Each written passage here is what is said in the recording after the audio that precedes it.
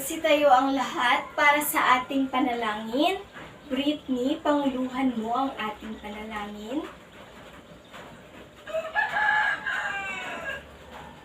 Amen! Magandang umaga mga bata! Kumusta kayo? Nagagalak akong makita kayong muli dito sa ating paaralan. Pero bago kayo magsiupo, ay pulutin niyo muna ang mga basura na makikita niyo sa gilid, sa ilalim at sa harapan ng inyong mga upuan. Okay, tapos na ba mga bata? At dahil tapos na, ay maaari na kayong umupo. Ngayon naman ay tawagin ko ang inyong sekretarya upang itala sa akin o sabihin sa akin kung sino-sino ang mga lumiban sa araw na ito. Miss Jaya. Oh, walang lumiban sa araw na ito. Dahil walang lumiban sa araw na ito, ay papangkatin ko kayo sa 4 na pangkat. Magsimula tayo sa pagbibilang dito sa harapan. 1, 2, 3, 4. 1, 2, 3, 4. Okay, mahusay. Dahil tapos na tayo sa pagbibilang, ang unang pangkat ay uupo dito sa harapan. Ang pangalawang pangkat naman dito. Ang pangatlong pangkat doon sa gilid. At ang pang-4 na pangkat doon naman sa gilid. Okay. Ngayon mga bata, may tanong ako. May napapansin ba kayo dito sa aking harapan? May napapansin ba kayo sa inyong harapan? Ano kaya ang tawag dito? May nakakaalam ba? Itaas lamang ang inyong kamay. Walang nakakaalam. Dahil walang nakakaalam, ay ipapaliwanag ko sa inyo kung ano ang larawan na iyan. Okay. Ang larawan na ito ay ano? Wala. Okay, ang larawan na ito ay incentive chart o behavioral chart. Ang tawag sa larawan sa behavioral chart na ito ay incentive kingdom. Ito ay aking gabay upang kayo ay mabigyan ko ng mga puntos. Ang bawat pangkat ay magpapaligsahan na makarating dito sa tuktok ng puno. Kapag kayo ay makakasagot sa mga katanungan na aking ibibigay, ay aakyat kayo sa puno. Ang bawat puntos ay nagkakatumbas ang bulaklak ay nagkakatumbas ng 5 puntos at ang brilyante naman na ito ay nagkakatumbas ng 10 puntos. Ito ay para sa unang pangkat. Ito naman ay para sa pangalawang pangkat, at para sa pangatlong pangkat, at para sa pang-4 na pangkat. Okay. Ngayon naman, nakikinig ba kayo kahapon sa ating tinalakay mga bata? Itaas lamang ang inyong kamay. Ang dami! Dahil nakikinig kayo ay, ano nga ba ang tinalakay natin kahapon? Yes, Fraliza. Mahusay. Ang tinalakay natin kahapon ay ang damit at pananamit. Ano nga ba ang damit at pananamit? Charlene. Okay. Ang damit daw ay uri ng kasuotan at ang pananamit naman ay estilo o paraan ng pagsuot. Okay. Mayroon talaga kayong nalalaman. Ngayon naman ay handa na ba kayo sa ating gawain? Mayroon tayong isang laro at alam kong gustong-gusto nyo ang maglaro. Dito ay may hawak akong 4 na sobre o envelope. Ang envelope na ito ay naglalaman ng mga larawan at ang tawag sa ating gawain o larong gagawin ay buuin mo ako. Ang bawat envelope na ito ay may larawan na dapat ninyong buuin bawat pangkat. Ito ay ibibigay ko sa unang pangkat. Ito naman para sa pangalawang pangkat. para sa pangatlong pangkat, at para sa pang-apat na pangkat. Okay. Bibigyan ko lamang kayo ng 5 minuto upang buuin ang mga larawan na nasa loob ng envelope. Okay.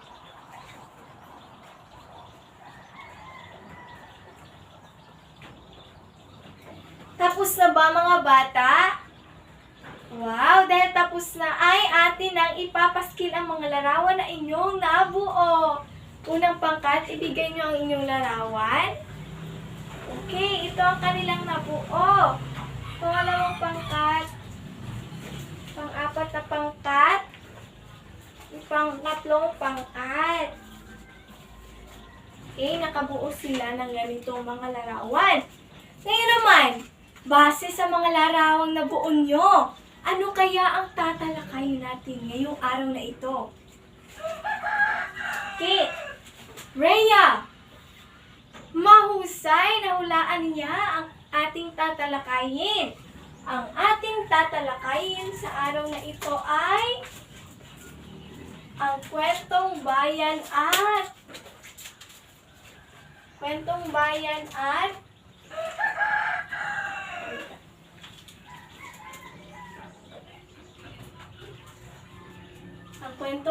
at mito. Okay. Pero bago ang lahat ng iyan, ay basahin muna natin ng sabay-sabay ang ating layunin. Okay? Layunin. Pagkatapos ng talakayan, ang mga mag-aaral ay inaasahang natutukoy ang mga halimbawa ng kwentong bayan at mito na matatalakay sa aralin, na ipapakita ang kahalagahan ng kwentong bayan at mito at na ihahambing ang kwentong bayan at mito gamit ang Venn diagram. Mahusay mga bata. Yun naman, mayroon ako ditong isang libro. Okay, tignan nyo. Ang librong ito ay tinatawag kong Enchanted Book at naglalaman ito ng mga aralin na ating tatalakayin sa araw na ito. Tatalakayin natin ang mito. Okay. At sabay-sabay nating basahin ang ibig sabihin o kahulugan ng mito. Ang kwentong bayan, mga bata, okay? Kwentong bayan, sabay-sabay natin basahin. Ito ay mga tradisyonal na kwento na ipinapasa-pasa sa bibig mula sa isa patungo sa isa pa. Ang mga kwentong bayan ay karaniwang naglalaman ng mga aral sa buhay, mga alamat tungkol sa pinagmula ng isang bagay, lugar, o mga kwento tungkol sa mga supernatural na nilalang. Okay, mga bata, sino ba sa inyo dito ang nakarinig na o nakabasa na ng kwentong bayan? Itaas lamang ang inyong mga kamay. Aba, ang raming nagtaas ng kanilang kamay. Pagaling dahil nakikinig kayo o nagbabasa kayo ng kwentong bayan. Diba? Mayroon tayong makukuha o mapupulot na aral. Tama ba? Tama. Halimbawa nito ay mga alamat na pinagmumula ng mga bagay-bagay o di kaya lugar. Natatagpuan natin dito sa Pilipinas. Dito mga bata, mayroon akong isang mga halimbawa. Okay? Mga halimbawa. Sabay-sabay nating basahin ang mga halimbawa, mga bata. Ayusin ko muna ito, mga bata. Okay?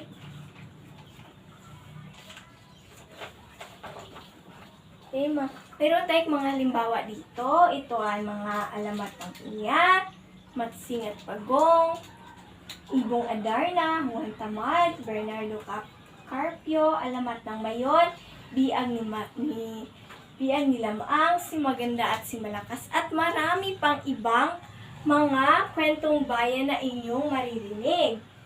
Okay, ngayon naman, naintindihan niyo ba ang ating talakayan patungkol sa kwentong bayan? Okay, naintindihan. Ngayon naman, dadako na tayo sa mito. Ayusin muna natin. Ganito ang pag-aayos. Okay, mito. Sabay-sabay nating basahin kung ano ang mito. Okay, ang mito, ito ay ang mga kwento tungkol sa mga Diyos, Diyosa at mga supernatural na nilalang na nagpapaliwanag ng mga pangyayari sa mundo o mga pinagmula ng mga bagay-bagay. Ang mga mito ay kadalasang naglalaman ng mga aral, moral, paniniwala sa mga at mga ritual ng isang kultura, mga bata. Sino ba dito ang nakarinig na ng mga mito? O mito? Ang daming nagpataas ng kanilang kamay. Mahusay. Ngayon, ang mga mitong ito, mga bata, ay nagtataglay din ng aral. Mayroon itong mga kwento tungkol sa Diyos, Diyos at mga supernatural na nilalang na alam kong narinig nyo na ito galing sa inyong mga magulang o sa mga lolo at lola ninyo. Tama. Ngayon naman na may ipapakita din ako mga halimbawa sa inyo. Mayroon tayo dito mga halimbawa. Basahin natin. Mga halimbawang ito ay Raha Sulaiman, Bathala, Alamat ng mga Serena, Kwento ni Bakunawa, Sarimanok at Paglikha ng Mundo, Aswang at Balang at Duwende at marami pang iba, mga bata. Okay, naintindihan niyo ba ang ating talakayan patungkol sa mito? Okay. At dahil naintindihan niyo, ay magtatanong ako sa inyo. Huwag niyong kalimutan na kapag kayo ay makakasagot sa aking tanong, ay magkakaroon kayo ng puntos. Okay? Ano nga ba ang ibig sabihin ng kwentong bayan? Yes, Jasmine. Tama! At dahil nakasagot si Jasmine, ay bibigyan ko ang pangkat isa ng 5 puntos. Ano pa? Anong ibig sabihin ng mito? Britney! Tama! Bibigyan ko ulit ng 5 puntos ang 3 pangkat. Kayo naman, para sa pangkat 2, magbigay kayo ng 3 halimbawa ng kwentong bayan. Magaling! Bibigyan ko ng 5 puntos ang pangalawang pangkat. Para naman sa pang-4 na pangkat, magbigay kayo ng halimbawa ng mito. Mahusay! Bibigyan ko ulit sila ng 5 puntos. At dahil nakinig kayo ng mabuti, bibigyan ko kayo ng tigli 5 puntos.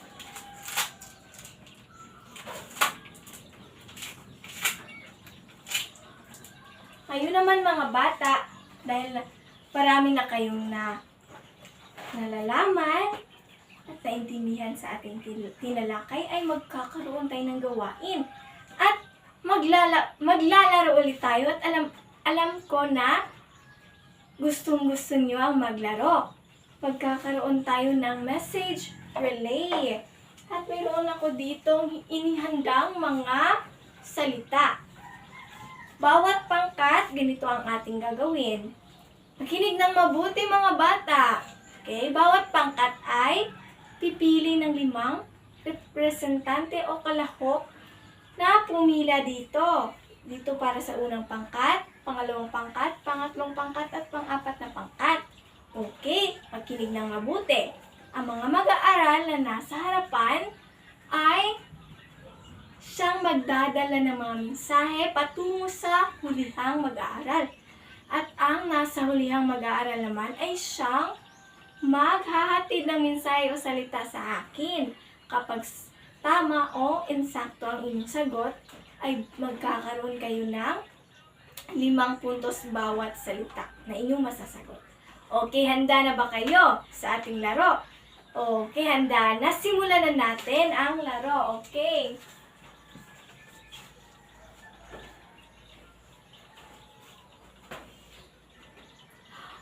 Nasiyahan ba kayo sa ating larong ginawa, mga bata? Mahusay! At dahil dyan, bibilangin muna natin ang inyong mga nakuhang puntos. Okay, nakakuha ang unang pangkat ng 15. Gayon din ang ikalawang pangkat, ikatlong pangkat, at pang-apat na pangkat, 15. Ngayon naman mga bata ay bigyan natin ng isang smart clap, star clap ang ating mga sarili. Hindi nyo alam ang star clap? Okay, tuturuan ko kayo. Ganito gawin yan.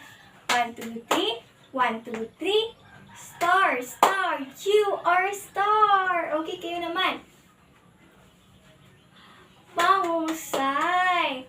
At dahil dyan, may mga tanong na naman ako sa inyo. Okay, base sa ating ginawang laro at talakayan, ano nga ba ang inyong mga natutunan sa araw na ito? Para sa pangkat 1, okay? Ano nga ulit iyon? Ano nga ulit ang ibig sabihin ng mito? Yes? Feliza. Okay, tama. Bibigyan ko ng puntos ang unang pangkat. Ngayon naman, ano nga ulit ang ibig sabihin ng kwentong bayan? Yes, Katlia? Tama! Ngayon naman, ano ang kahalagahan ng kwentong bayan at mito? Yes, Gorino! Magaling! Ito ay nagbibigay aral sa atin. Lalong-lalo na sa inyong mga bata. Okay, ngayon naman, dahil marami kayong naintindihan, ay bibigyan ko kayo ng 10 puntos bawat pangkat. Para sa unang pangkat, pangalawang pangkat, pangatlong pangkat, at pang-apat na pangkat. Palakpakan natin ang ating mga sarili. Bigyan natin ng matsing clap. Ganito gawin yan. 1, 2, 3. 1, 2, 3. Ho, ho, ha, ha. Kayo naman. Okay? Magaling. Ngayon, dahil batid ko'y handa na kayo sa ating pagsusulit, ay kumuha kayo ng isang kapat na papel. At sabay-sabay nating basahin ang ating panuto. Okay, sa isang kapat na papel ay isulat ang titik-tik kung ang pangungusap ay tama, at titik M naman kung ang pangungusap ay mali. Okay? Bibigyan ko lamang kayo ng 5 minuto upang sagutan ang inyong pagsusulit. Tapos na ba? Okay, dahil tapos na, ipasa ninyo ang inyong papel dito sa harapan. Okay. Ngayon naman, ay bibilangin na natin ang mga nakuha ninyong puntos. Ang unang pangkat ay nakakuha ng 5, 10, 15, 20, 25, 30. Gayon din ang ikalawang pangkat, ang ikatatlong pangkat, at ikaapat na pangkat. Ngayon ay kumuha kayo ng inyong kwaderno at isulat ang inyong takdang aralin. Okay. Sabay-sabay ulit nating basahin. Sa isang long bond paper ay gagawa kayo ng Venn diagram at isulat ang pagkakapareho at pagkakaiba ng mito at kwentong bayan. Tapos na ba kayo sa pagsusulat? Okay, dahil tapos na ay gagamit ako sa inyong takdang aralin ng analytic rubric. Ito ang ating gagamitin. Mayroon tayong nilalaman, organisasyon, visual na apila at pagkamalikhain. Okay. Okay, tapos na ba mga bata? Dahil tapos na, tumayo Tumayo na tayo para sa ating pangwakas na panalangin. Britney, panguluhan mo ulit ang ating pangwakas na panalangin.